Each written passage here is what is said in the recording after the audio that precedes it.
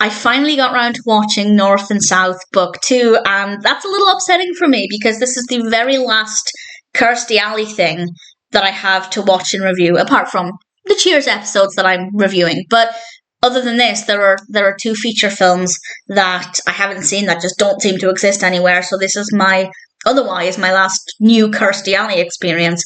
And yes, I did enjoy her in it. Did I enjoy it as a whole? I'd say so. I'd say I preferred it to the first one, and I wasn't necessarily overly enthusiastic about watching this. I did enjoy book 1, but I wasn't expecting to love this, and actually I thought it was pretty good. Not enough for me to watch book 3, but at the same time, I don't have any complaints about this. I won't go into a tremendous amount of detail about the narrative. I don't want to spoil too much, and also I won't go into detail much about the first film, but the first film was very much setting the scene. It was introducing us to the characters. It was pushing us forward to what I think is really where the main narrative really properly begins, and this is about families and friends who are on opposite sides of the Civil War, the American Civil War, and the problems that brings about, the emotional problems, the personal problems. Obviously, it's not just having opposite opinions, but it's very risky when you're fighting in the Civil War, and people are going to get injured or worse, and there are a lot of emotions in this one. I feel like this one, more than the first film, is a lot more emotion-driven. I think the scenes feel a lot more elaborate. I feel like it's easier to feel immersed in the story. As I probably mentioned with book 1, I am by no means an expert on the Civil War, and they're absolutely, because these are really intense, they're really long. As I probably missed several things, there will be aspects that maybe didn't mean anything to me. It is a very intense experience, so if, like me, you have quite a basic knowledge of the Civil War, it's not an easy watch. I did feel like I had to really pay attention to a lot of what was happening to be able to follow everything, for the most part, because I feel like a lot of it is emotion-driven. That's obviously not that challenging to connect with. It's very easy to understand why characters were feeling certain ways, or their conflicts, either their internal conflicts or their conflicts with other characters. But when it comes to the historical aspect and the progression of what was happening, those are the bits where I really needed to pay attention, which is not a problem. Just the point there is that it's not an easy watch. It's not a relaxing watch. I don't think it's meant to be a relaxing watch, but it's certainly a very intense experience. I'd argue more so if, like me, your knowledge of the Civil War isn't that greatest. And with that being said, I can't comment on the accuracy. I have no idea if this is historically accurate or not, but from my perspective, it felt good. It felt realistic. It felt believable. The costumes look great.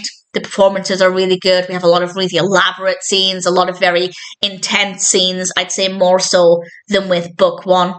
And I really feel like this is really getting to the heart of everything that was happening, and I really enjoyed the experience. It wasn't an easy watch, but at the same time, it was really thoroughly enjoyable. As I said, though, I don't know if I'm going to watch book 3.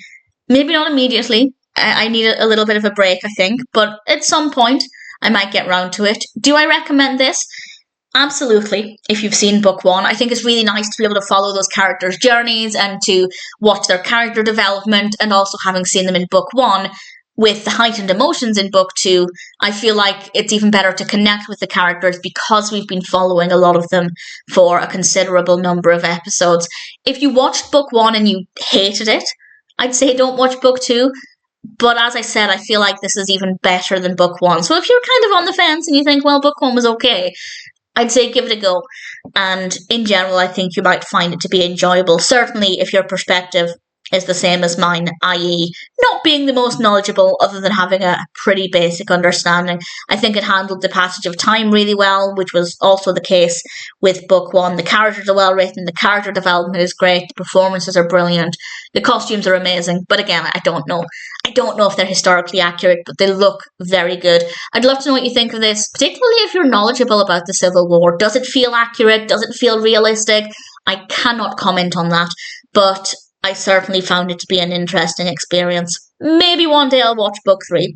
But for now, as a happy Kirstie Alley fan, I can say that book 2 of North and South was pretty fascinating. And if I ever want to study the Civil War in a lot of depth, which I might do, I am starting to watch a lot more Civil War based films. I'm gravitating towards them very slowly, but it's happening.